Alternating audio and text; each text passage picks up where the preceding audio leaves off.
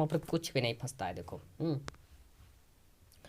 Paper देने गए, वहाँ पर कुछ भी नहीं फंसा। तो देखो अब बात को समझो कि अब पेपर में तो कुछ नहीं फंसता है ना। आप लोग जो भी पढ़ कर गए, तो 22 फरवरी को आपका हिंदी का पेपर है, और हिंदी के पेपर में अगर आपको टॉप करना है तो कुछ तो करना ही पड़ेगा, है ना।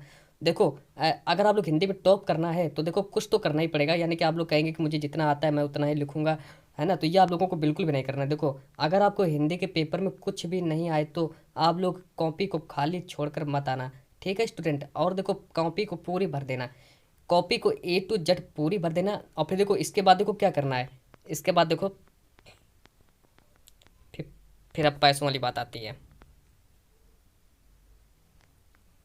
अब देखो अगर आप लोग इतने पैसे आपको रखने हैं कि एग्जामिनर खुश होकर आप लोगों को फेल ना करे और आप लोगों को टॉप लेवल तक पहुंचा दे, देखो है ना। तो देखो एग्जामिनर भी देखो सोचता है कि बच्चा कुछ ना कुछ पैसे रखे और मैं उसके नंबर बढ़ाऊं, है ना। देखो अगर आप लोग देखो इतने पैसे अगर आप लोग रख देते हैं, देखो अगर आप लोग 5-10 रुपए तक अगर आप लोग रख देते हैं तो आपको एग्जामिनर 5 से 10 नंबर बढ़ा देता है, 5 से 15 नंबर। जहाँ पर आपके मान लीजिए, जहाँ पर आपके 20 से, जहाँ पर आपके 30 नंबर आ रहे होते हैं, एग्जामिनर वहाँ पर आपके 40 नंबर कर देता है। और देखो अगर आप लोग यहाँ पर 20 रुपये रखते हैं तो एग्जामिनर 10 से 15 नंबर बढ़ा देता है।